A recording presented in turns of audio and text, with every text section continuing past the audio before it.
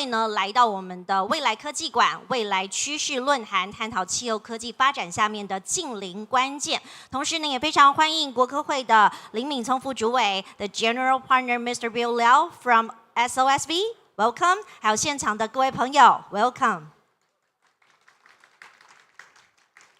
这场论坛呢，以及未来科技馆呢，是由国科会携手中央研究院、教育部以及卫福部共同打造的。相信在这个科技馆当中，大家看到了未来，不管是人文科技、生技医药、半导体，还有包含了我们今天讲的这个近邻的新趋势。相信大家在看展之后都会有非常丰富的收获。Welcome to the Future Tech National Science and Technology Council with Academia Sinica Ministry of Education and Ministry of Health and Welfare.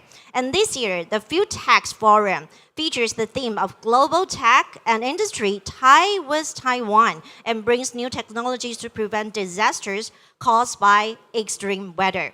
在今年的论坛当中呢，我们要讨论的是极端气候下面我们可能遇到的灾害，以及如何的防治，甚至找到未来的机会来因应。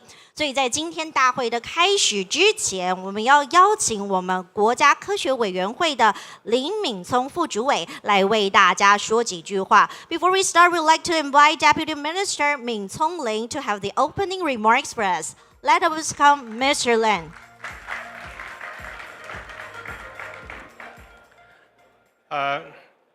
我们的两位Keynote Speaker Bill Liao， 还有我们的周教授，还有我们几位参加语坛的贵宾，还有各位关心台湾未来整个近邻科技的发展的现场来宾，大家早安。早。我在这里代表国科会还有其他的主办单位欢迎各位来参加这个非常特别的在未来科技当中的近邻论坛。那大家可能会问，在这么多很先进、非常 fancy 的未来科技当中，近邻论坛跟其他的论坛有什么样的特色？那这几年来，尤其是从前年2021开始，12月蔡英文总统宣告台湾要走向2050年的一个近零碳排这样的一个路径开始，到去年3月跟后来的下旬。2022年的下旬，国科会跟国发会分别发展出一个我们的近邻路径跟近邻科技的路径。在这样一个过程当中，我们会开始思考，它跟我们以前的所谓的产业跟半导体路径、科技发展路径有什么不一样？我想它有一个很大的特别是它不仅是涵盖到产业而已，它的发展也不是在全球供应链之下去做思考，它所涵盖的是我们的社会的转型，还有我们的整个产业真正的转型，还有我们生活上的很多的转型，也就是说它是跟我们息息相关的，它跟我们生活未来2050年、2030年整个不管是极端气候所带来的灾难，跟我们在全世界近零碳排的经济整个发展的过程当中，我们的产业、我们的外销、我们的制造业，它都必须要做一个体质的转变。那这个很大的不一样是跟我们其他的未来科技的发展非常不一样。我简单的说，它是一个非常核心价值跟 social demand 社会的需求所驱动、所 drive 的一个新的一个发展方向，这是第一个不一样的地方。那第二个不一样的地方，它是一个非常有系统的科技的发展，它不是单一的零件的科技发展，不是单一的一个 product 的一个元件的发展而已。它牵扯到整个系统的发展，也就是说，它为了解决我们近零碳排的各种的问题，它必须要了解整个系统，甚至它去跟这个社会如何去间接，所以它是非常 transdiscipline， 就非常的跨领域的，这是它第二个不一样的特别。那第三个不一样是，它是强调你 stakeholder， 也就是利害关系人，在一开始就必须参与这个科技的发展。我们都知道，你今天 iPhone， 大家都是期待它 iPhone 怎么样的产生。可是你有参与 iPhone 的发展吗？你可能只是在期待而已。可是近零科技的发展非常重要的是，你一开始它就要落地在这个社会上，它在台湾这个社会上必须要落地，在其他各国的必须要落地。所以它一方面有各国的特殊性，那个地方它所特殊需求所发展出来的近零科技；另一方面也要有整个全球市场可以共通的一些技术的发展。所以它实际上有相当大的一个 global， 就是 global 跟 local 两个的特性。这几个特性下来，事实上所谓的利害关系人的参与、公民的参与、老百姓在第一时间之内的参与，就变得非常重要。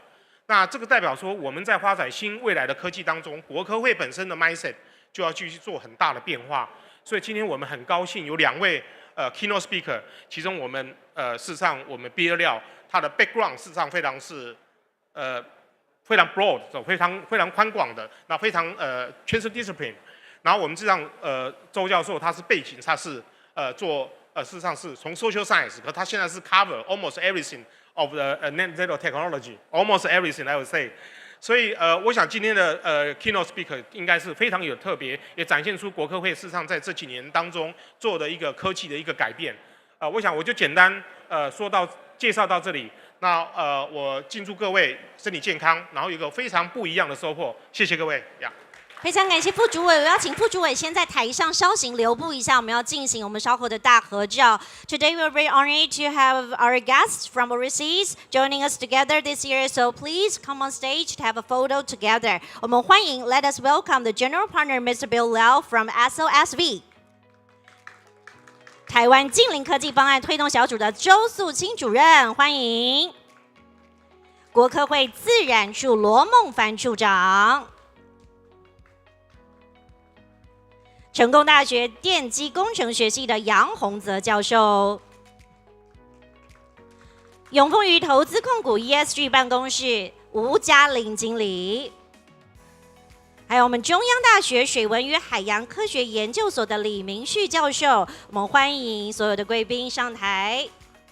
好，请工作人员来发放我们的手拿板。Okay, please look at the front.Would like to have a photo together. Thank you. Look at the camera in the front. All right, look at the camera in the back. 好，请看一下后方的摄影机。好 ，Please look at your left side. 好，请看一下左边的摄影机、左边的镜头，还有左边的手机。好，很多的 device. Okay. Grab this opportunity. Thank you. 好 ，Please look at your right.好，请视线看一下右方的摄影机、手机、相机。All right, the last picture we will have a thumbs up. 好，接下来比一个赞的手势，看向前方。Please look at the camera in the front with a thumbs up gesture. Thank you.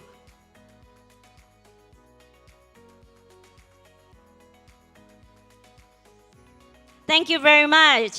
接下来，来宾请给热烈掌声，来感谢我们今天所有的贵宾跟讲官共同的莅临，请大家先行回座喽。Please be seated. Thank you very much.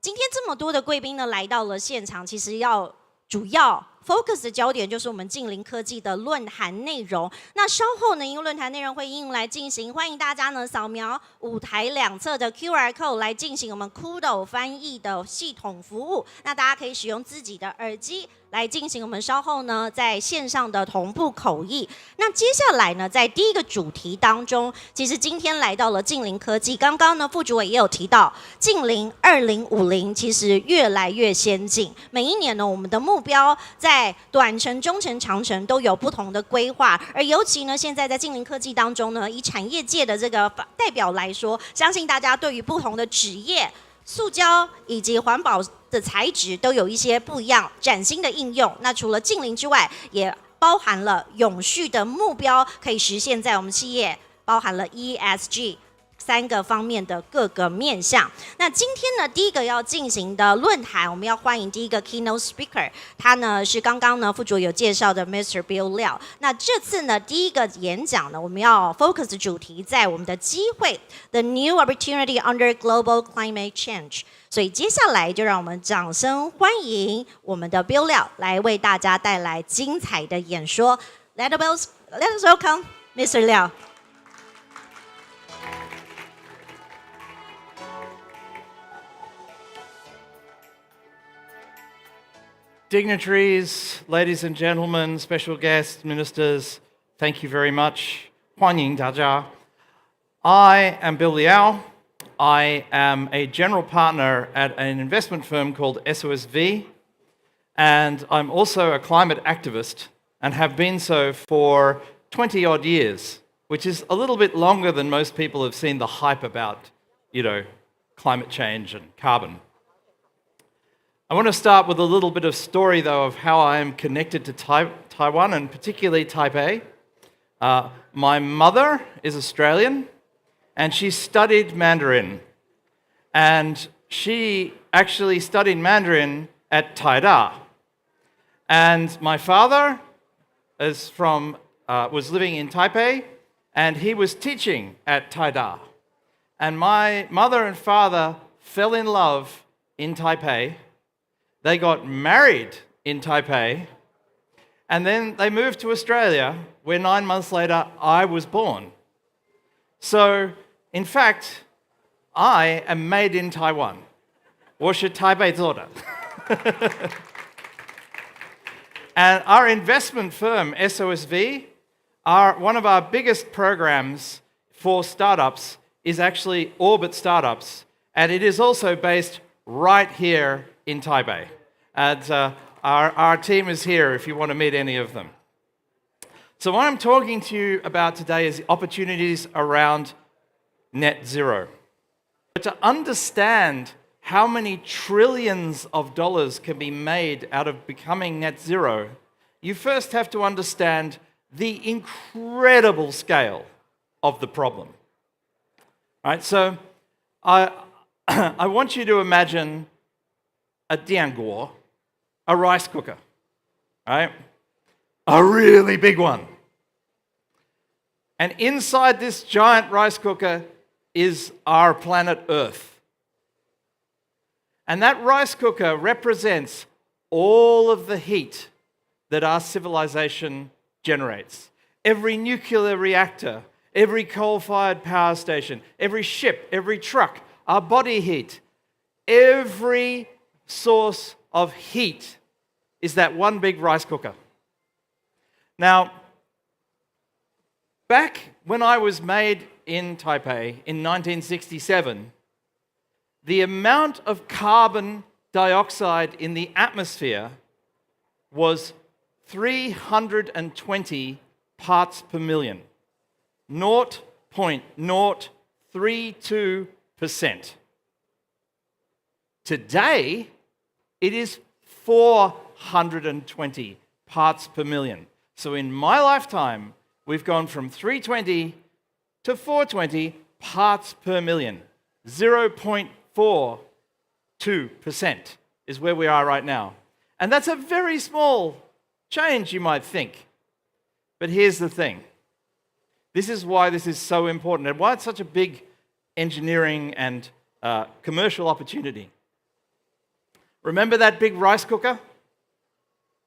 That's all the heat that we make as a species.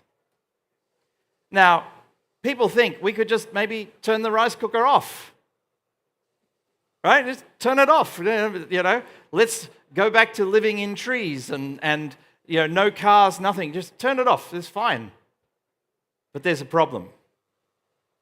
That 100 parts per million more of CO2 in the atmosphere continuously heats the Earth. Not by just the same amount as the rice cooker. Not by twice the amount as the rice cooker. We're not talking 2 rice cookers now. Not 3, not 4. 12 rice cookers. So even if you turn off rice cooker 1, there are 11 more rice cookers heating Earth just from that 100 parts per million of CO2. So net zero is not a nice thing to do or a nice thing to have. It is literally what will make our civilization survive. But even before net zero, we actually have to start cooling the planet down. And this means there are huge opportunities everywhere, from the richest to the poorest in the world. I will give you an example of an opportunity for the world's poor. When I started becoming a climate activist, I founded a charity called We Forest. And We Forest plants trees around the equator in poor countries. Tigray in Ethiopia is a place we plant. Khilisi Hills in India is a place we plant. Why do we plant trees and why is this a commercial opportunity? I'll tell you. The physicists in the room would know that one way to cool the planet is to reflect energy back into space. Now, we don't actually have a big space station that can do that yet, but trees actually make clouds. They have little microorganisms called Aereobacter aerogenes that reflect, that go up into the atmosphere and they cause clouds to form. So every big forest in the world, there's always clouds associated with the forest. The trees made the clouds. And clouds reflect sunlight. If we can increase global cloud cover around the equator by 2%, we cool the planet back down. And to do that, you need to plant 400 billion trees. And they cost about $2 each, $2 each. So for $800 billion, we could actually cool the planet back down. My tree planting charity is not going to get to that number. We're at 82 million trees. But that 82 million trees that we've planted, working with very poor village women, has lifted 3 million women out of poverty. We have multiplied their personal income by a factor of 20, just by having them plant trees in a sustainable way and creating food forests. They get nuts, they get all sorts of wonderful things from those forests that turn their income by a factor of 20x.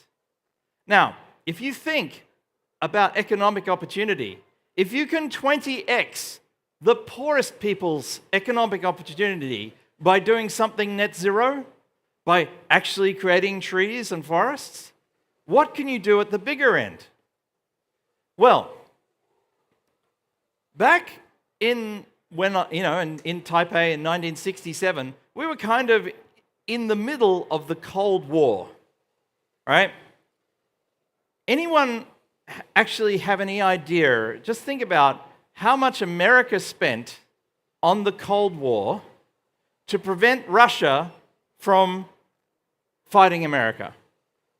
Now, I'll tell you this, the most pessimistic of the generals in America during the Cold War imagined that there was a 10% chance of Russia attacking America in 1967. 10% chance. How much money did they spend to prevent that 10% chance? You might be surprised. They spent, through the Cold War, on the 10% risk, $100 trillion US dollars. Now, 100 trillion is the GDP of the entire planet in 1 year. Like in 2022, the entire GDP was 95 trillion of the entire planet. So in the Cold War, for a 10% chance, America spent $100 trillion. And people think, okay, but that's lost money. No, it's not. When you spend money, somebody gets money.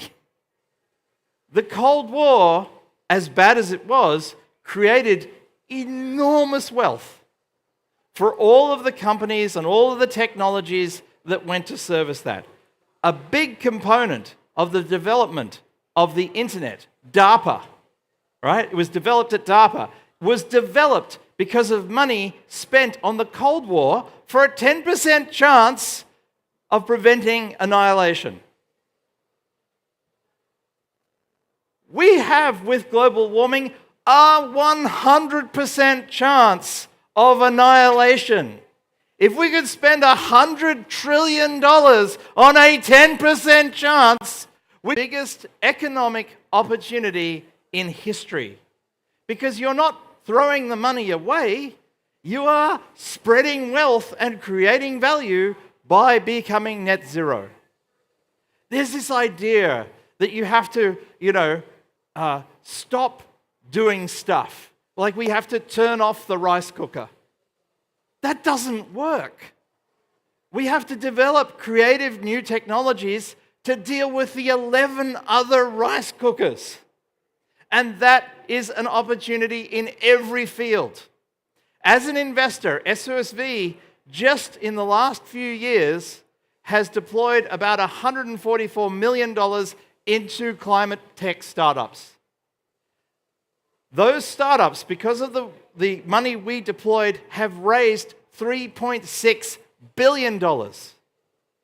Those startups have generated $12.5 billion in value. $12.5 billion, and we're just a small fund compared to the whole global economy. Like the whole global economy, as I said, $95 trillion.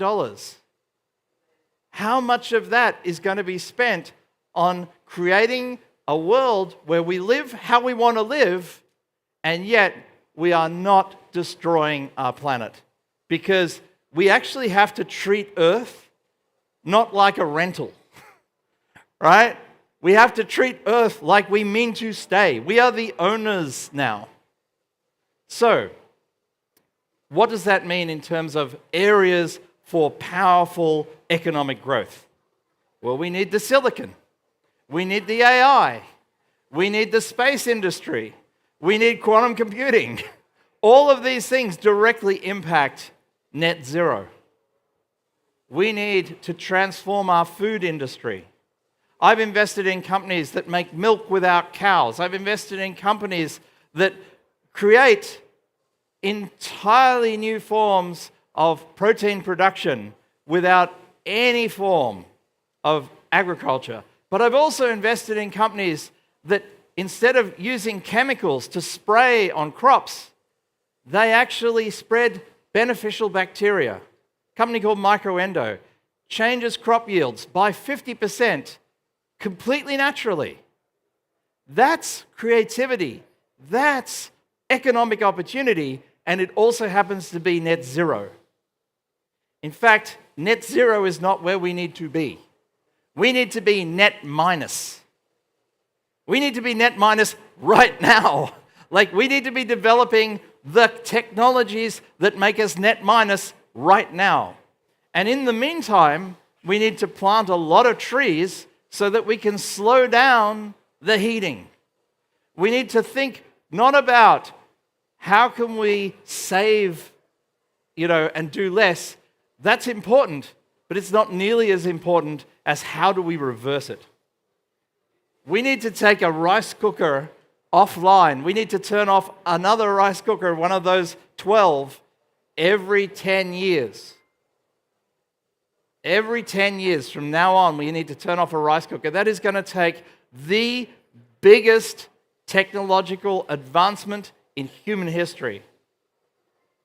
Whether that is in agriculture, $5 trillion industry, whether that is in sustainable energy, $3 trillion industry, whether that is in recycling and reuse, again, $1 trillion industry.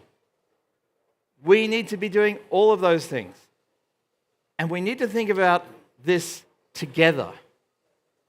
This is not a problem that someone over here can do nothing and someone over here does something, and that's fine.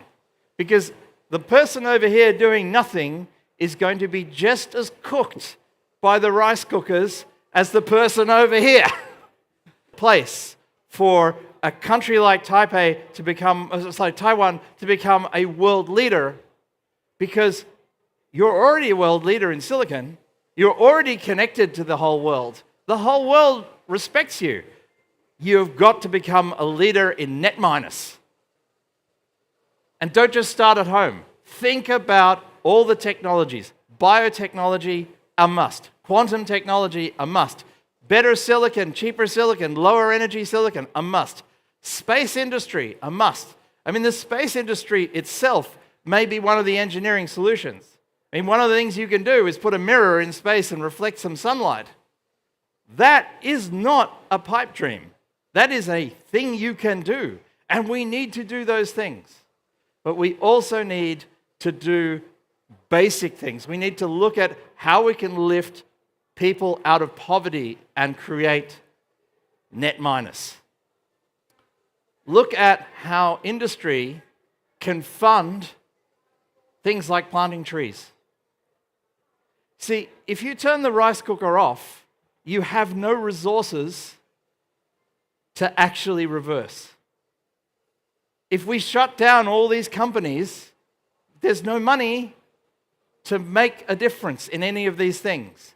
We need our commerce to work, right? It's not good enough to just sit back and go, oh, companies are bad. Because companies are the only thing powerful enough to get us to net minus.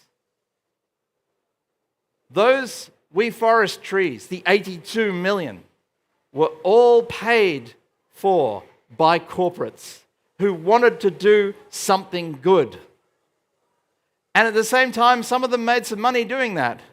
We often sell our trees that are planted in Africa to corporates, and those corporates, they don't take up the trees, but they use that branding. And they do things like buy two, get one tree. That sort of brilliant, creative thinking, the harnessing of our economic power to make net minus is the most crucial mission and the biggest commercial opportunity in human history by far. So, all I can say is please join me on this journey. Whatever you're doing, whether it's silicon, whether it's software, whether it's food, have in your mind, create something with what you're doing that is going to make it a little bit more net minus. And you will make more money. You will not make less money. Because net minus is absolutely and utterly the biggest driver we will ever face. Thank you very much. Thank you very much, Bill.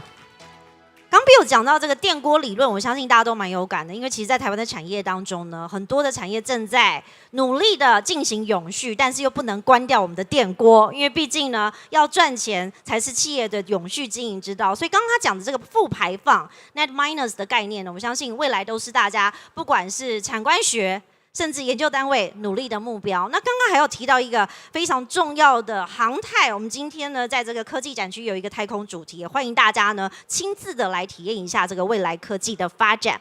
那接下来呢，在主题论坛当中，我们要进行到下一个阶段了。下一位讲者，我们要邀请到的是台湾净零科技方案的推动小组周素清主任来我们分享。Let us welcome the Executive Director Su Qing Zhou from the Taiwan Science and Technology Office for Net Zero emission. Good morning, everybody. I'm Su Qing Zhou. Before the event starts, we have a free talk with Mr. Bill Liao. He asked me what I'm passionate for. I would like to say that I'm also an activist and missioner, but not like him. I'm a scholar, so I still believe in the power of science, the knowledge, and also the research and innovation, and also the education to drive for this new transition. So, and I hope my talk in the following, compared to this shiny stage and also his body language, you won't feel too scholarly and boring, because I already tell you, I believe in the knowledge and the education. So that will be the endurable power for the net zero transition. In my work, before I start the core issues today, I would like to let you have some historical sensibility about the new wave of net zero technology. So I would like to borrow the famous economist Joseph Schumpeter's idea about the long wave, because we are now, going to another wave, which is we will call the sixth wave. But we have to ask whether the net zero technology can be the key drivers of the sixth long wave that bringing us to the low carbon or net zero society. I think that will be the main mission and also the main journey we are working for right now. And under this new technological innovation wave, we have to ask, what will be the next big breakthrough under this wave? Bill Liao talked quite many, in his talk, and I think most of us will get a consensus that the future energy and also the clean technology, plus the core technology in the fifth wave, IoT, communication technology. Now we call it AIoT. So combining, the new energy, clean technology with the AIoT, I think that will be the central or core of the innovation for the coming new wave. And get this historical sensitivity of the new wave, we need to position ourselves. So I'm a geographer, so I always, try to situate myself. And we also have to situate ourselves under this new wave. So we have to look at Taiwan's position at the current global trend. And I would like to share you with, the idea from my team. We try to identify three key issues. First one is we need to know the global initiatives and action. Now, the global action is pursuing for. Secondly, currently, you have, idea about the war, particularly the Ukraine war and the Israeli war. So the geopolitics and energy security is also important. Thirdly, we are in the market society, so the carbon tariffs and green supply chain is a key issue. So with regard to the first one, even though Taiwan is not a UN member, but we are a good student of the global community. So we do follow the UNFCCC's framework, and also, we have some commitment to the national determined contribution. And also for our enterprise, the business sectors, many of them has already joined the RE100 and even EP100 and EV100. And nationally, in the following PowerPoint I will show you, we have declared the 2015 Net Zero Transition Plan. And for the second one, the geopolitics and energy security, I think that is, we do need to have this kind of sensibility. So the Ukraine war and self-sufficiency, we call it resilience, is also a critical issue for our position. Thirdly, our whole economy highly relied on the global market. So we are an export-oriented economy. So Taiwan has to speed up the reconfiguration of our green supply chain. So for these three key issues, I think follow this, we can talk about our challenges and opportunities. But before we talk the core issues, let's just quickly go over the national plan.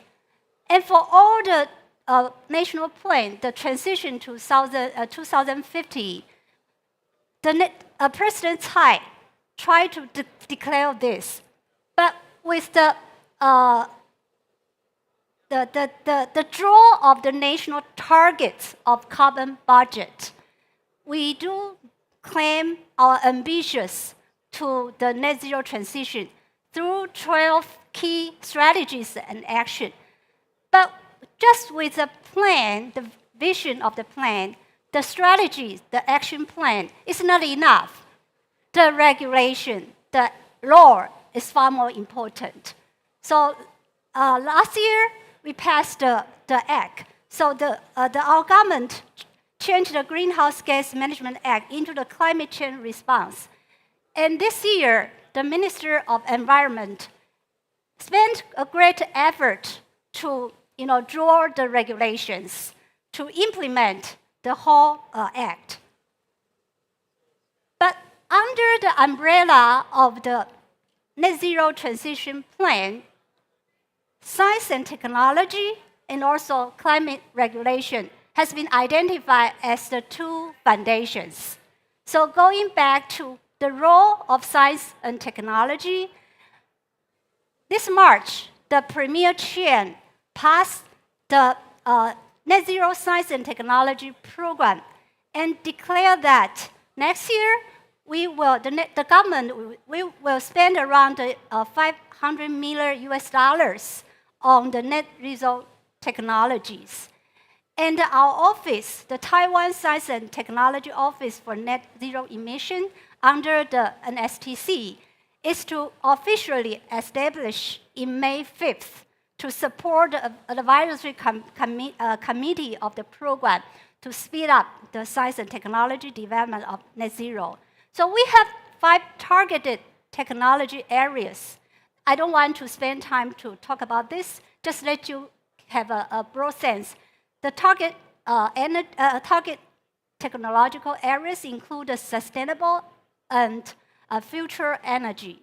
Secondly, low carbon and carbon reduction. Thirdly, carbon negative or carbon sinks. Fourthly, circularity or circular economies, circular materials. Finally, just as the Deputy Minister mentioned in his opening, the humanities and social sciences will be the new focus. So we will never just say science and technology. We will say research and innovation, such as the UK. So there are 4 core principles. Firstly, it's also quite different from the past plan. It's to facilitate civic participation and public engagement, to boost public support and trust, which is very important, in deploying net zero technology. Secondly, I think you also will be agree, quickly integrate the upstream and downstream technology system for establish the net zero industrial ecosystem. Thirdly, that is the basic foundation for NSTC, to invest in foresight scientific research to stimulate the innovation breakthrough. Finally, the opening and also Liao also mentioned that we cannot just rely on a certain country. We have to, bridge the international collaborations. So with this foundation, let's talk about the core issue of today's talk, the opportunity and challenges for Taiwan's net zero transition. For the opportunity and challenges, that is two sides of the coin. So there's no rich definition. We just try to bring out some of our thoughts to share with you, to look at the 4 transitions in our national plan, what kind of opportunity and challenges we will face. For the energy transition, I already mentioned, stable and reliable carbon-free power system is a key issue. And we also have to build an energy self-sufficiency and reliability. Secondly, the green jobs creation is also important. So for the companies, the ESG, we can see the opportunity for the green jobs for our young generation particularly. The other thing, how to highly utilize our capability in digital transformation to help our SME, small and medium enterprises, to focus on the industrial transition is also our opportunity. Lastly, the lifestyle and social transition, even though the government tried to promote it, but we do not have some real action plans. So we think, in in order to transform our lifestyle, the decarbonization of public infrastructure and green public procurement will be an important strategies and also opportunity for us. Others, the behavior change and mindset to level up is also critical. For the social transition, because Taiwan has been proud of the world that our demographic development is our achievement. So how to, based on our democracy, to develop a transparent and open science dialogue for the second one, how we can use this to facilitate the public-private partnership. And lastly, to facilitate our civic group also have the capability of research and innovation. So which means that Taiwan's a strong social force, if we can enhance the research and development, research and innovation, I think the bottom-up power can really drive for the social transition. And for the challenges, I already said that it's two sides of coin. So some are challenging, some are opportunity. And I would like to roughly remind again, for the energy transition, the challenge is still the cost and the price. And secondly, the gap between our upstream academic research and downstream industrial application, we need to work harder to achieve it. And for industrial transition, even though we notice and we have great understanding about the competitiveness of our green supply chain in the global market, which will be led by our global enterprises. But still, it's not easy to achieve, particularly for the SME. The other thing, in order to facilitate the integration or integrated approach, the multi or interdisciplinary research and development and collaboration is still a challenging. And for lifestyle transition, I already mentioned the infrastructure and built environment, even though it's opportunity. But this is, the foundation is based on the previous wave. So it's not easy to transform it quickly. So it takes for more than 30 years or 50 years to transform. And also, the talent cultivation. Lastly, the public awareness is still a challenging work. And open government and research data for the civic group to adopt, to enhance their capability is also a challenge, I think. Lastly, even though in the 12 key strategy, we highlight the just transition, but how to ensure and realize it is still a problem.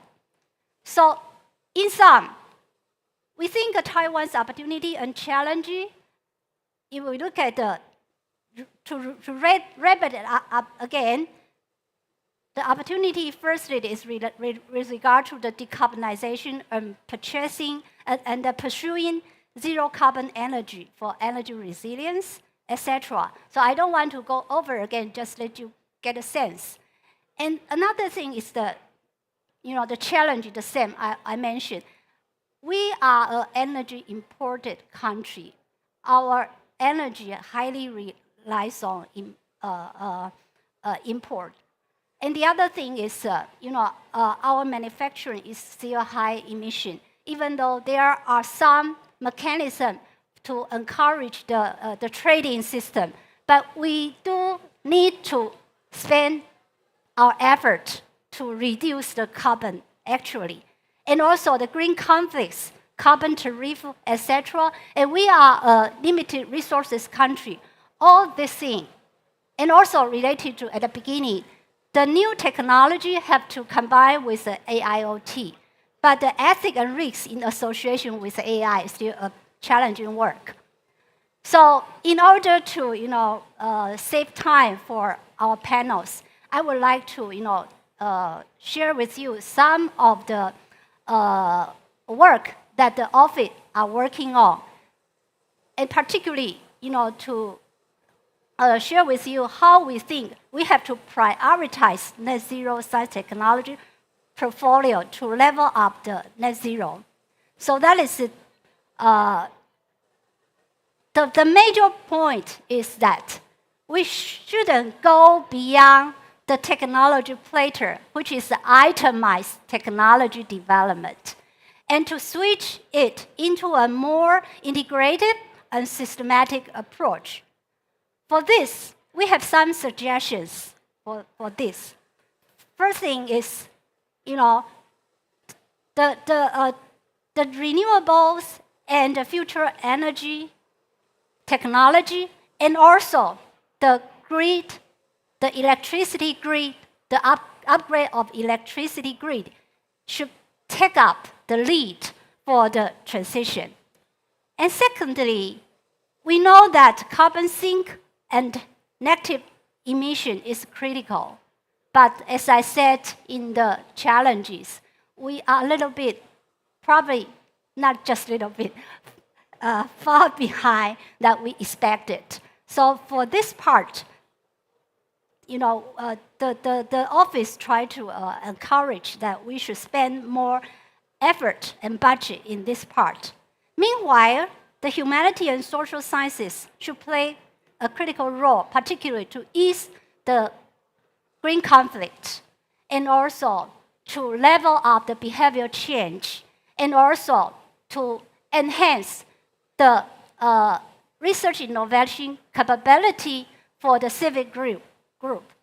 Lastly, and not the least, we think that social engagement is the key to align technology research and development with the goal of achieving our 2050 net zeros. So I would just try to pass to the following slides, because it's just let you get a sense that we said that we suggest the renewable and advanced energy and grid need to take up the lead. But the key is how to enhance the green infrastructure, how to increase the flexibility of system supply, and also to promote the green digitalization. For this will be a pathway to integrate different kinds of future energies. Secondly, even though we understand the offset of residual emission through the carbon sink and negative emission is important, and there are some regulation and incentive to promote it, but how to realize it, particularly how to promote the domestic technology development and to enhance the international collaboration, and also to bridge the industry and the scholarly collaboration, and also the cross-sector and cross-governmental sectors collaboration will be the key issues. And the last point we think we want to mention, again, the civic participation and public engagement will be the key issue for this wave of new zero technologies. So how to increase the understand and trust in green conflicts is a top issue. So that is related to public communication. Secondly, the public-private partnership. Lastly, the NSTC has facilitated a new experimental project. It's called the Sandbox Experiment. In the past, the NSTC, the budget is to fund the scholar. But this year, the NSTC tried to support the civic group to conduct research and innovation. And we hope this will be encourage all the governmental ministers try to co-work together to facilitate our social forces, particularly our civic groups' research and innovation capabilities. So the last PowerPoint is just to overall to talk it again. We think an integrative and systematic approach is far more important. For doing that, the scientific community in the past tried to bring in the index about the technological readiness. And we think that we need to introduce another dimension, which is the social preparedness. That is also to see whether our science and technology can satisfy the social need and whether the society are prepared for that. And for this doesn't mean that it's negative. It means that if we try to encourage our civic group, our public, and also the social forces in general have research and innovation power. So then we can speed up the technological readiness for the net zero transition.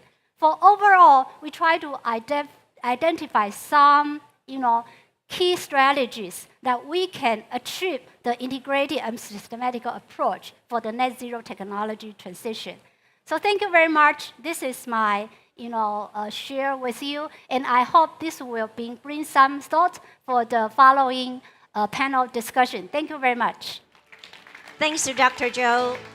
非常感谢周博士。其实呢，我们刚刚看到了台湾净零科技方案小组呢，过去在台湾所做的努力是相当的多元。因为呢，台湾呢在2025净零的这个目标要达成之前呢，目前已经先找寻了5大的这个科技技术发展，然后再来进行呢不同的能源产业。那刚刚大家也看到了，其实周博士有跟大家讲，台湾是一个98%以上都要靠进口能源的这个目标，所以呢，现在我们希望把这个目标把它变成了这个负减排，还有呢，希望呢把这个能源能够自产，好，所以在这个98以上，未来就可以不用依赖外来的能源，好，希望未来我们在这个能源的应用上，还有包含了净零的目标上，都能够有所提升。那各位现场朋友呢，您看到舞台两侧有个 QR code， 也欢迎大家扫描我们的 QR code 来填写问卷。You're welcome to fill the survey online by scanning the QR code on both sides of the stage on the screen.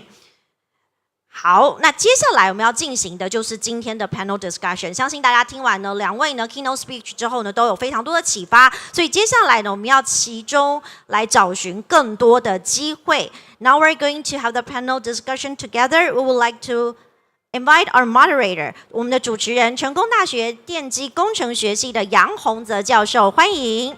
以及我们的语坛嘉宾 ，Let us welcome our panelists， 国科会自然处的处长罗孟凡罗处长，还有我们永丰余投资控股 ESG 办公室的吴嘉玲经理，以及中央大学水文与海洋科学研究所的李明旭教授，欢迎。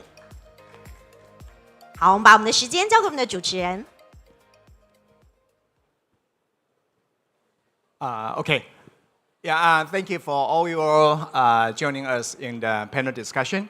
And the first question I would like to ask our Director General about what important net zero technologies are being developed and researched in the field of scientific research, and how well these technologies help us to achieve the goal of a sustainable future.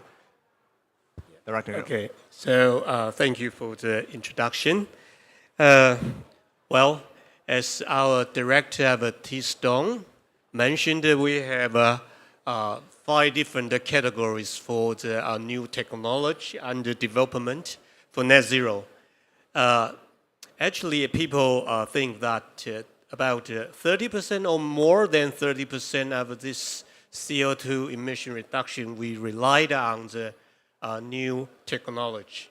Okay, so in Taiwan, certainly that we point out there are 5 topics or 5 categories as mentioned by our plenary speaker.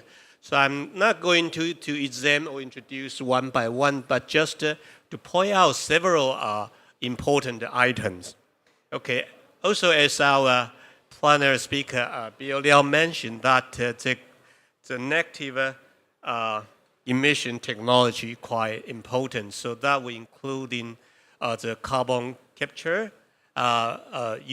Typically we say CCUS, carbon capture, use and storage. That's very important. That mainly aim to capture the CO2 produced from this fabrication or production industry production. And also actually you can capture from air directly, so that we can reduce the concentration of CO2 in atmosphere. So this is a technology going on, globally, because I mean the efficiency for the capture of the CO2 is still not that good.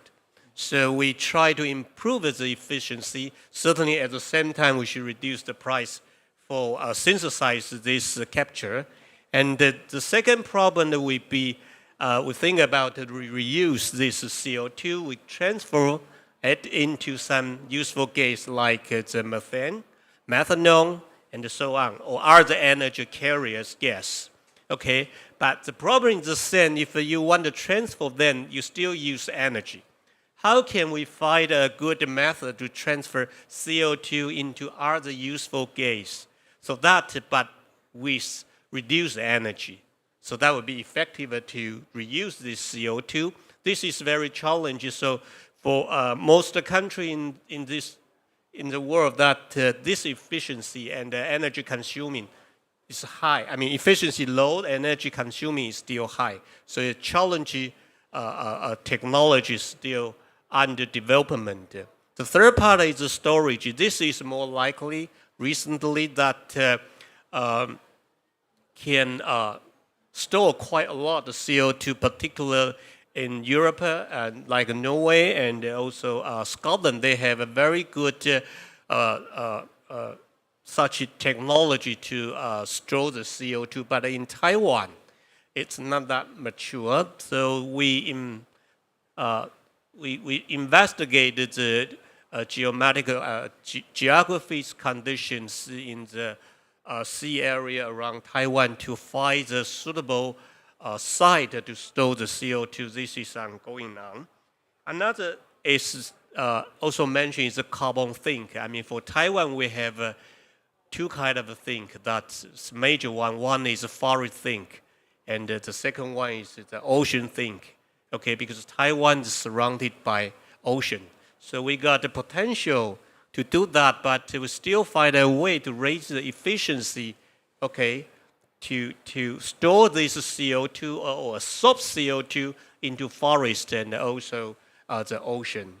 Okay, so another part I would like to mention is the sustainable new energy source, or we call the renewable the energy, like the wind power and the solar power and the hydrogen power. So one of these new technology is been developing in Taiwan is the dehydrogenation of a method to produce the hydrogen.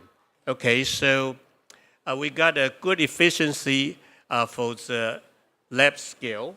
So we try to scale up to work together with Taipower to see if these techniques to scale up to the real world scale, so that we can really generate the hydrogen from the methane, so that we use hydrogen energy to reduce the use of the petrol. So I think I will emphasize this new technology under development in Taiwan. Yeah. Okay. Thank you for the comments of Director General Low. And as we know, the net zero technology adopted by companies is very important, and also will help the company to develop the corporate operation and also the ESG investment. So I would like to know from the永丰余Group, what kind of net zero technologies will be needed in the future? Okay. Thank you.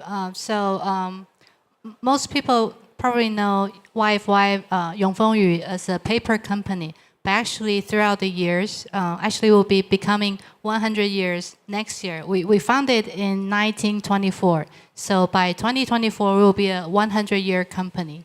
So during these 100 years, I believe there are many challenges. Like maybe not the annihilation of net zero, but we've probably been through many challenges. And every challenges bring opportunities, right? So we transform, we innovate. And so out of all those new technologies, I think as an enterprise, we look at technologies at a more pragmatic way. So we need to balance that economic values as well as sustainable, whether it's sustainably enough, environmentally or socially and economically. So right now, out of the radar, so many technologies, we focus on 3 directions. So one is renewable energy. So actually, paper making itself is a circular process. So from 蔡伦造纸东汉的时候, so we use a lot of fibers to produce paper. So from that, we start a circular cycle. So with that, so many fibers, and we have residue, right? So residue, we can make it, like put those fibers into like biomass energy. So during those circular approach, we actually create the largest biomass renewable energy site in Taiwan, the industrial biomass renewable energy. But other than biomass, we also look at other renewable energy like solar panels, of course, wind turbine as well, and also hydrogen. And the second technology direction we are looking at is material. So most people know we are used to plastics. But how do we replace plastic with the more sustainable materials? So the answer would be paper. We don't know. But we are trying to replace plastic with a lot of paper-based, or we say bio-based materials. So what we do is we, on the surface of the paper, we add some high barriers so that it can be water-resistant, oil-persistent, which is impossible for pure paper fiber. So we are looking at material technology as well. And the third one, I would say digital. So digital probably is not new for electronic companies or advanced like semiconductor industries. But for us, digital transformation is a big task. So we're right now trying to connect all these machines, the old paper machines, to make it more IoT sensitive, or at least it can transfer data, energy data, manufacturing data, so we can calculate carbon, we can calculate energy efficiently in real time. And the last thing I would like to add is that we know carbon sink. Carbon sink is like ocean and forest. We store a lot of carbon in itself. But right now we are revisit the material and we realize that paper actually store a lot of carbon. If you know that paper is produced from wood or fibers, and fibers actually store a lot of carbon in itself. So paper actually carry those carbon along the way.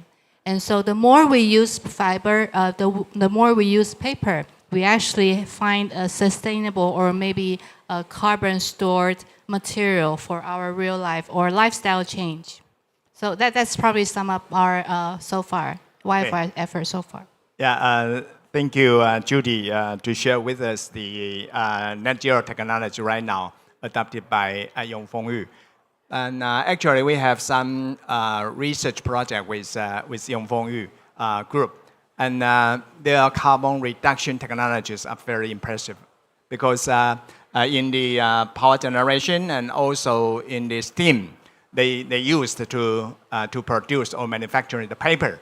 So they can adopt the many new technology or to enhance the traditional technology to reduce the carbon emission. So I think we can return to Judy for some specific measures they can suggest us to go ahead how to use the existing technology for the carbon reduction. So and also the carbon reduction or net zero technologies are highly related to the climate change. So next question I would like to ask Professor Li. What are the main significant impacts of the climate change on Taiwan? Professor Li. Okay, thank you. We've been talking about a lot of opportunity and the challenge about the net zero, but I would like to mention about the risk of the climate change. We call it the physical risk. Based on the past observed data from Central Weather Administration, the temperature and the precipitation has been the major change in Taiwan. especially the rising temperature for the past 30 years is much higher or faster than past 50 or 100 years. And it is expected to temperature rising of 1.5 degrees Celsius is higher than the pre-industrial period before 2040s. So that means while we are seeking for opportunity and also the challenge, facing the challenge for net zero speed, then we need to consider what we need to do for climate risk, adaptation for the climate risk, physical risk. So about the precipitations, although the annual precipitation, the change of annual precipitation is insignificant for the past 100 years in Taiwan, but we did see the great seasonal variation in precipitations, which means the wet season will get wetter and the dry season will get drier. And based on the TCCIP studies supported by NSTC, we found if we did not work out hard for the net zero mission, the seasonal variation will get worse. So such change from the precipitation and the temperature, what's the physical risk to Taiwan? I think the most significant impact will be on the water sectors. That means our water resources management, and maybe we have more flooding and more drought due to the seasonal variations. And likewise, for the food security and also for the energy sector and also for the critical infrastructure and also for the land use sectors, I think everything has been impacted by climate change in Taiwan without exception. So while we are seeking for solution for net zero, we need to also focus on adaptations. Thank you. Okay, as we know, the climate change is not the issue of Taiwan and also the issue of the global world. So from the government side, I would like to know, as the leader of the nature scientific research, of course, we know the government plays a very important or key role in promoting the R&D of the net zero technologies.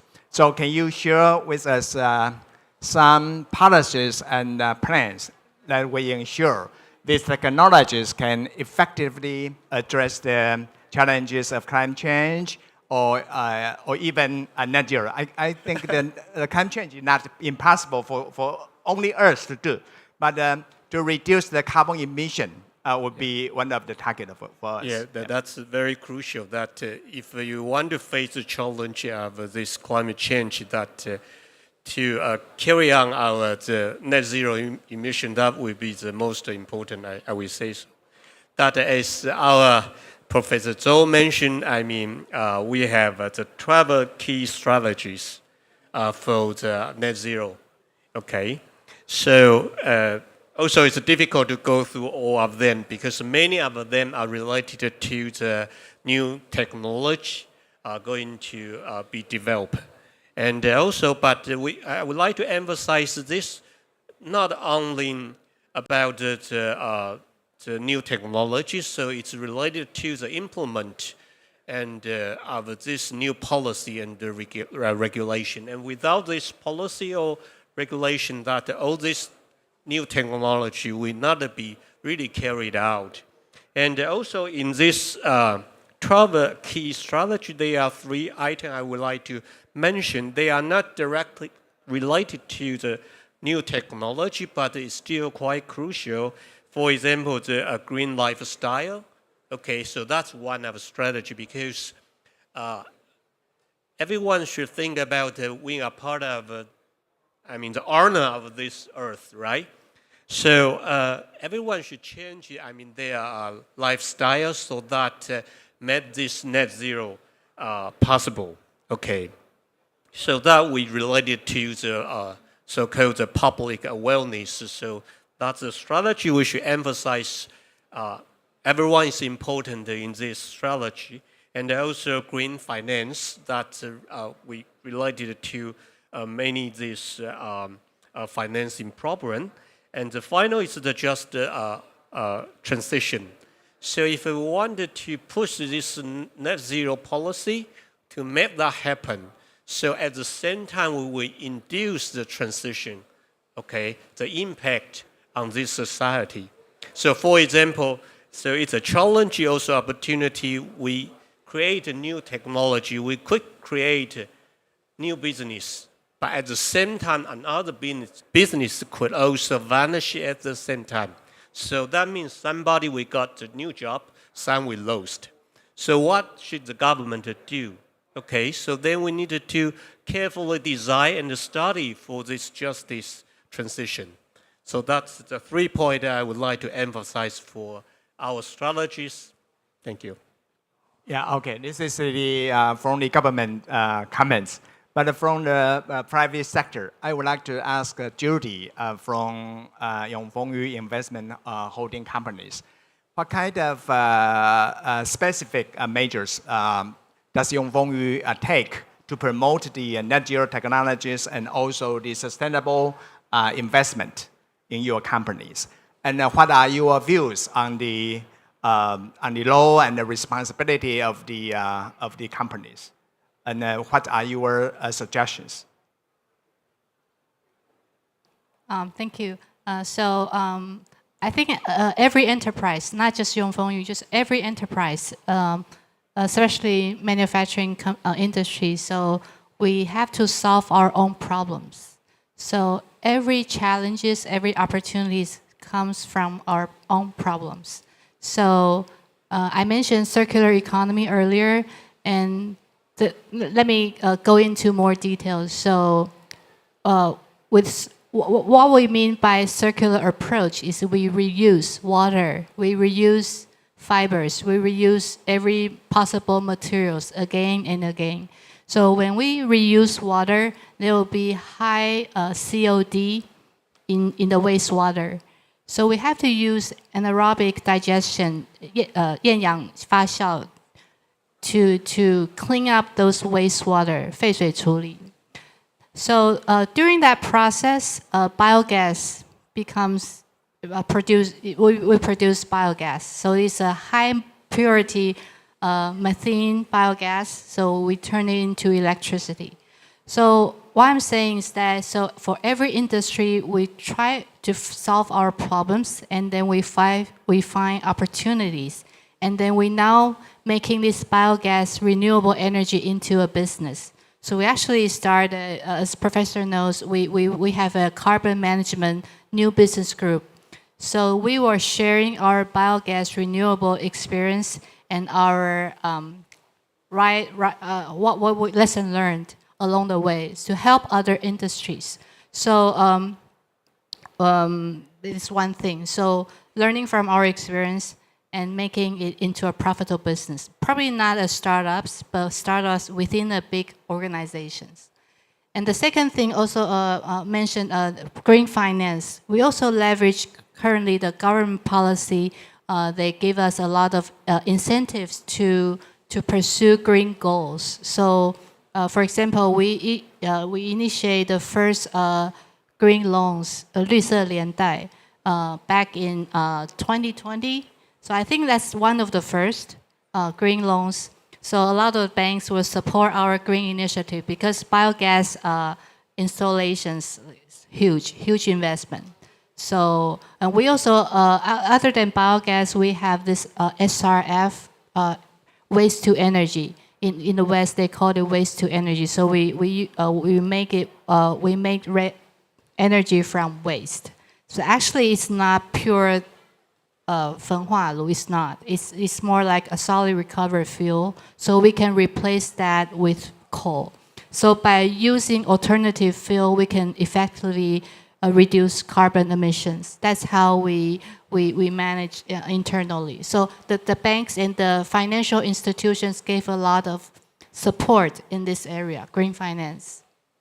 And also right now, the third one will be how as a YFY now has become a investment holding group. So as we look at new investment or our portfolio companies, we actually, of course, ESG is critical. So as ESG office, we have to preach every day and say something people probably not interested right now, but probably they will care soon. So, and it's not just environment, also socially, social justice, social transition, and all that. So that's how we do it internally. Yeah. Okay. I think永丰余is a very big group. So you have the a bank, and so you have a lot of resources for the net zero technology development. So I think the other companies would like to do the net zero technologies. I think it should be not easy like yours. So next one, I would like to ask Professor Lee, because we are all from the university. So do you think, how does the school approach the net zero process from the perspectives of R&D and also personnel training? This is what we are doing. Please. Okay, thank you.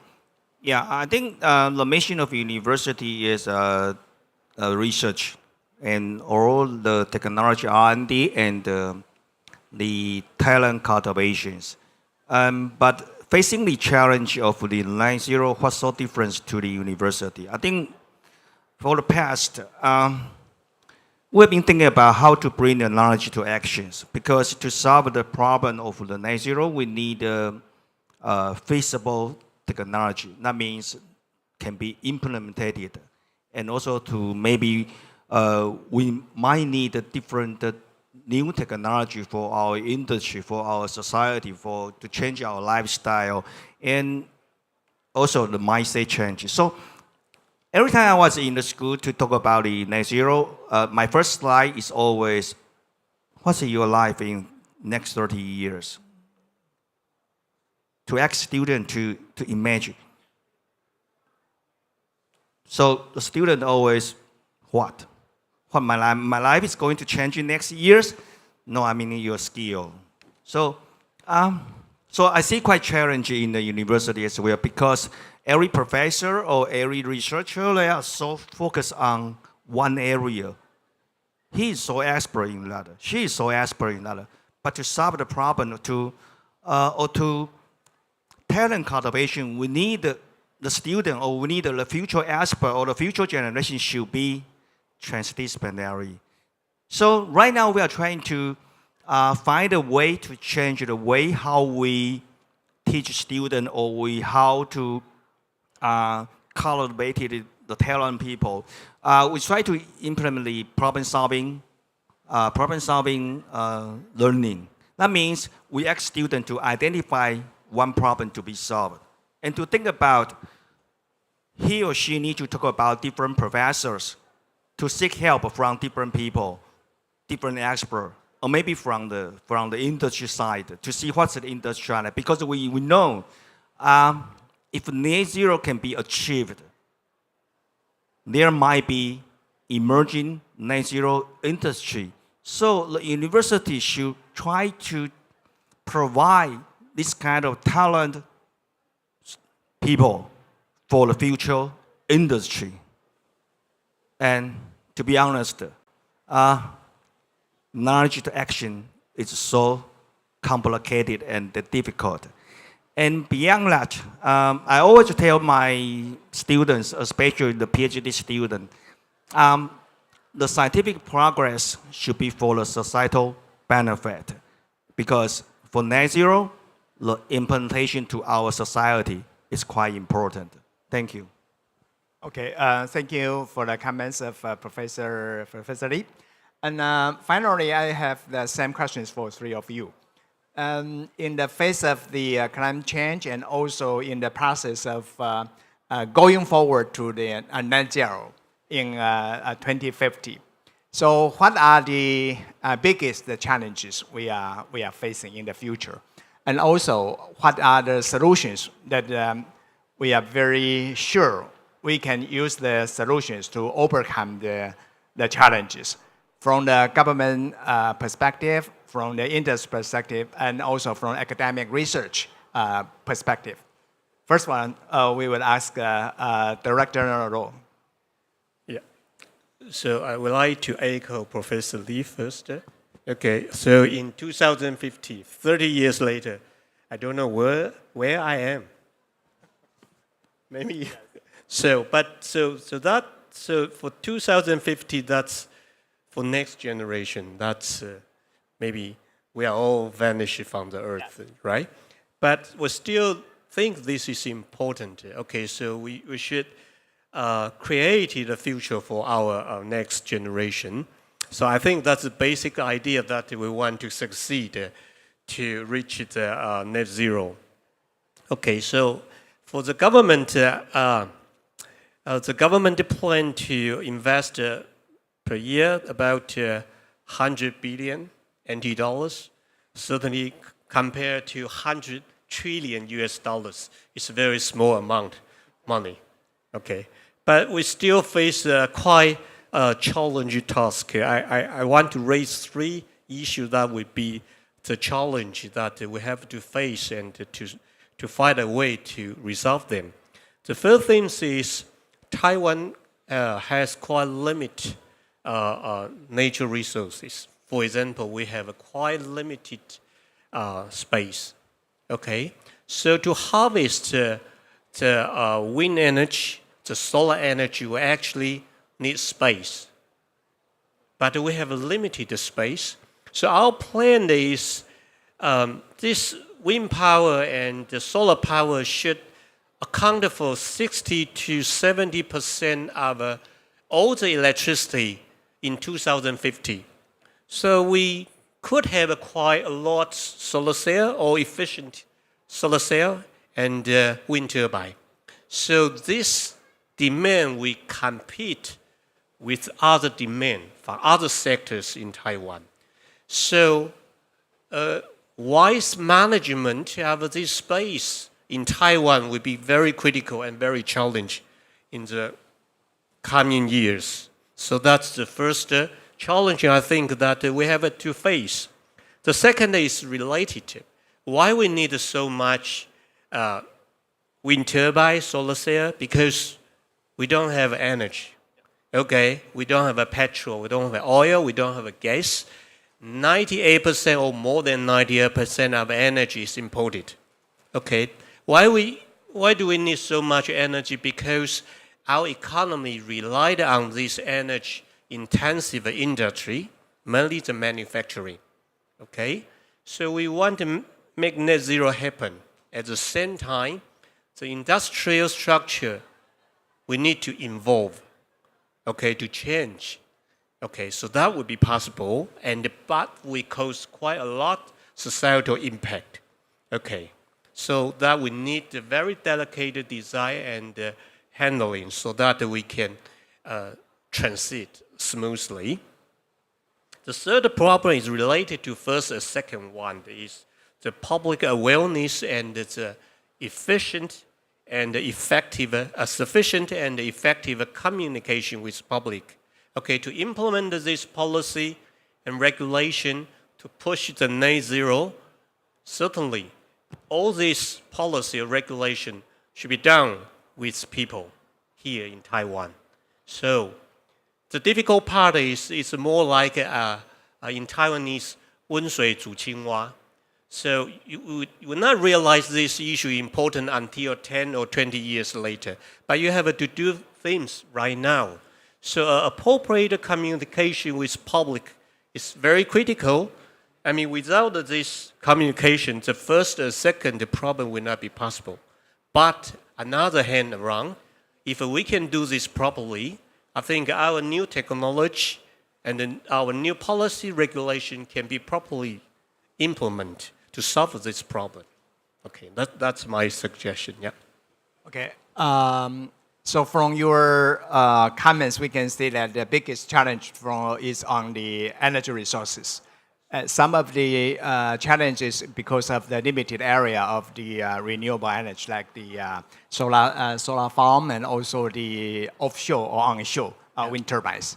But some people would challenge us that the energy should come from multiple resources. Yes. Like nuclear. Yeah. energy. But in the future, we will have no or non-nuclear country, right? Yeah. In the future. So maybe later you can answer my questions. If it is possible for us to go to the nuclear energy again, because right now it's not our policy. But in the future, because we would like to overcome the net zero challenges. Yeah. So this is my another question for you. Maybe you can answer this later. Okay, I try to. Okay. So for nuclear energy, there are two kinds. One is what called fission. Okay, that's the nuclear power plant used right now. So that we generated quite a lot of this pollution. So we try to avoid that. Another is we call fusion. Okay, that's we combine the two nucleus into one, so that we generate also quite a lot of energy.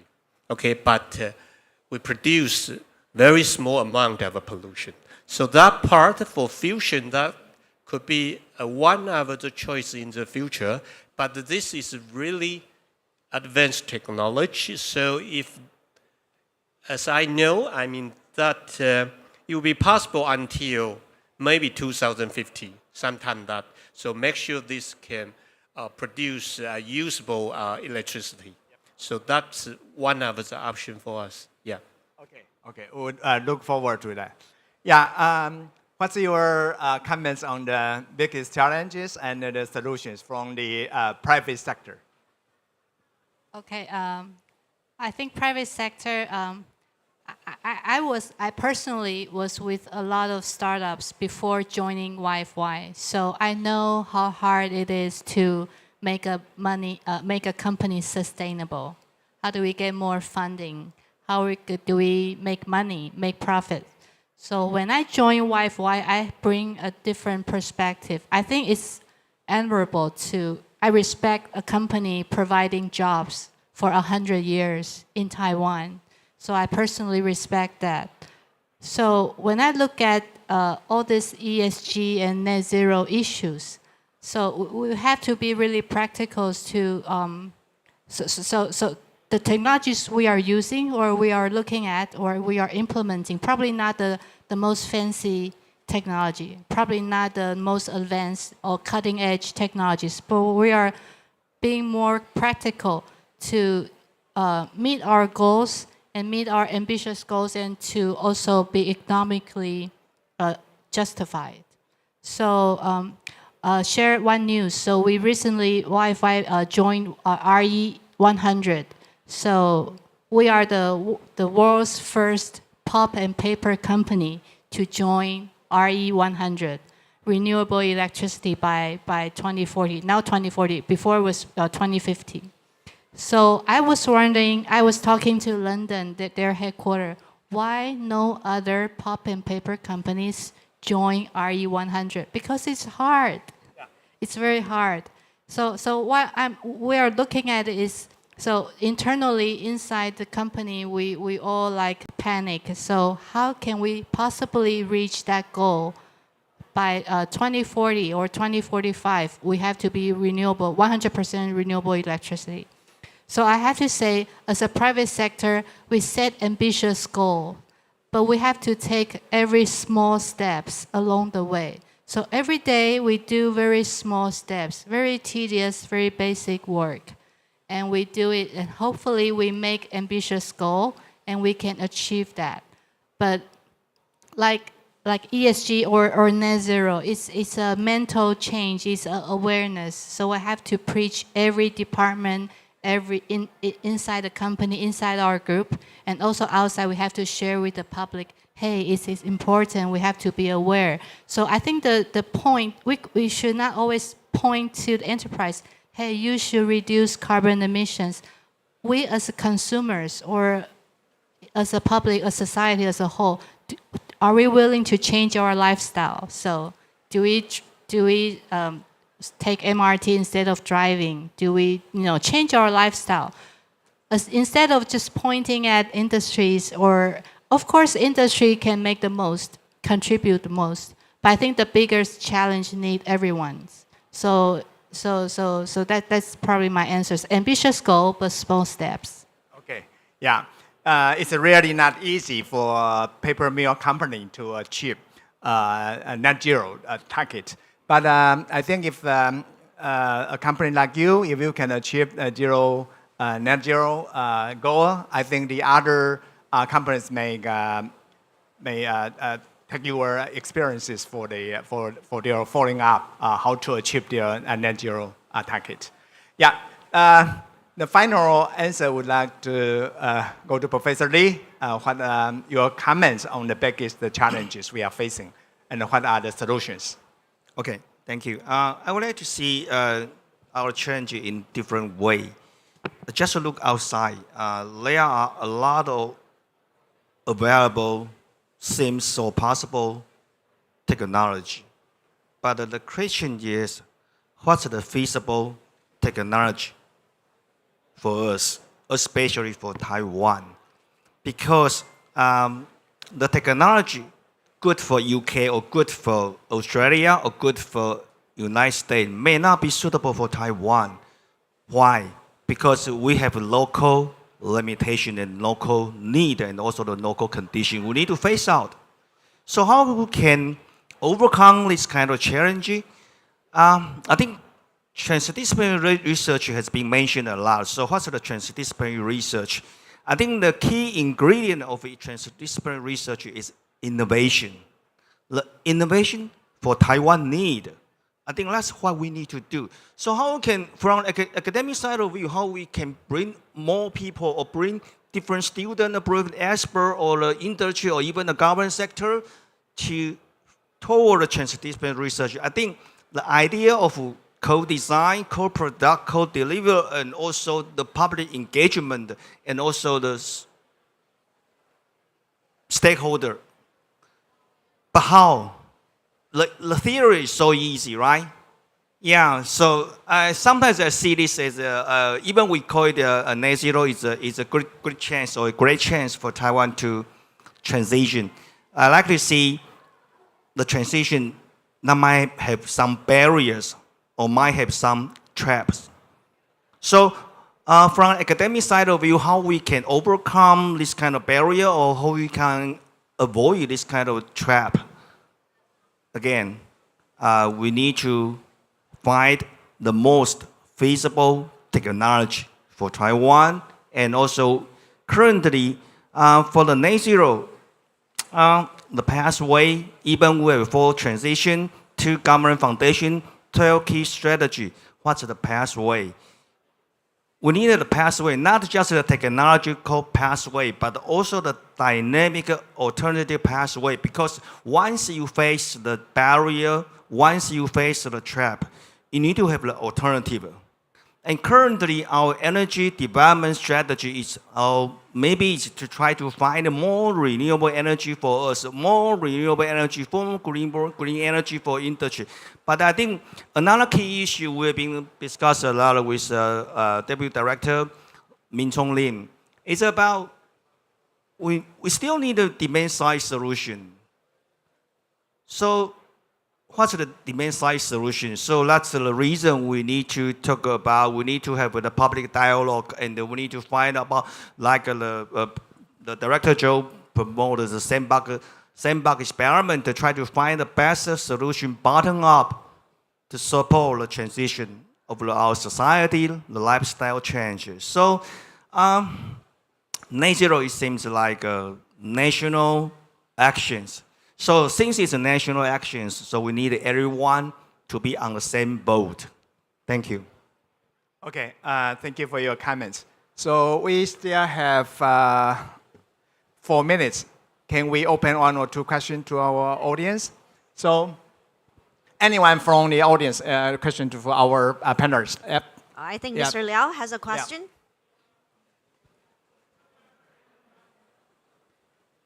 Hi, my question's to Judy.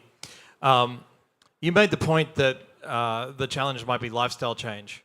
I would make the counterpoint that corporates need to change their lifestyle more, not because they should be guilty, but because they will make more money.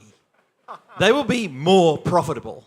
And when a corporation changes its lifestyle and becomes more profitable, less impact on our lifestyles, more impact on your bottom line. So can you see adopting innovation as a key to being more profitable while being net negative? Judy? I know the question will always go to the industries because we are the guilty one. No, I'm just kidding. So I didn't, let me go down a little bit further how we do it at YFY. So how do we cover like economic balance sheet as well as socially responsible investment for net zero. So we have this biogas electricity. So we are the largest biomass installation site in Taiwan. So we have from north to south. We have lignin biomass. We have biogas biomass. So probably the installation capacity is around, the lignin is 2 megawatts. So the biogas is 5,000 kilowatt, 5,000 kilowatt. And then we are now building an energy storage system. So we are trying to connect the dots. So we are connecting from north to south, making a small microgrid within YFY. So we do invest. We know we have to make best practice, or at least be the example for other traditional manufacturing companies to transform. But this transform doesn't happen overnight, right? So we, I think 4 or 5 years ago, we start investment in waste to energy. The cogeneration boiler, we transform that, we make investment. And biogas is earlier. And so now we are making investment in energy storage. And then next year, I'm hope in the news we will see microgrid. So within YFY. So I'm saying along the way, these are investment making, and we are trying to be socially responsible and environmentally responsible. That's one thing. So I think the management mindset, they are moving, they're updated with the time. So we know we have to change. And the second thing is material. The cup we use, the Starbucks, the 7-Eleven coffee we buy every day. I personally have every day coffee. And if you don't bring your own cups, and usually though we have this coating in the paper, right? And we are now making, we already made like 2 years ago, no coating paper cups. So actually it cannot sustain for a long time. Probably will dissolve after 2-3 hours, but by that time you already finished your coffee. So we are making not only good for health, but also for the environment. So you can basically, it's a pure fiber, 100% bio-based paper cups. Although you don't look at it from the outside, it's the same as traditional paper cups, but actually costs a lot more. We are not making money on that, but we made that material. So that's another example how we are trying to change and set example for everyone. Yeah. Okay. Yeah. Thank you, Liao's questions and also your comments from Judy. Because the time is up, we would like to close this panel discussion. Thank you for your participation and also your attention. Thank you. Thank you very much. Please sit. Thanks to all the speakers from industry, government, academia, and research in Taiwan for your insight today. Thank you. 今天非常感谢呢大家呢来参与我们的论坛，那欢迎大家呢在会后也可以跟我们的讲者呢互相的交换意见，因为今天的是一个非常难得论坛，大家对于净零2050呢有更多新的概念，那也呢 echo 一下刚刚 Liao 讲的，就是其实企业可以赚更多的钱，在更多呢让我们的世界更干净、更美好。那接下来呢跟大家预告一下呢，在下午1点钟，在同一个场地有我们的运动科技交汇。那在此之前，也欢迎大家扫描荧幕上面的 QR code， 因为呢，今天只要大家填写完问卷到我们的相谈区，就可以兑换我们致赠的精美礼物。所以欢迎大家呢来填写问卷，给我们更多更好的回馈。也希望大家呢从今天论坛当中学习到更多的知识跟内容。那我们希望很快的时间就能可以跟大家在不管是在线上或者是实体的活动当中见面。好，我们下午见。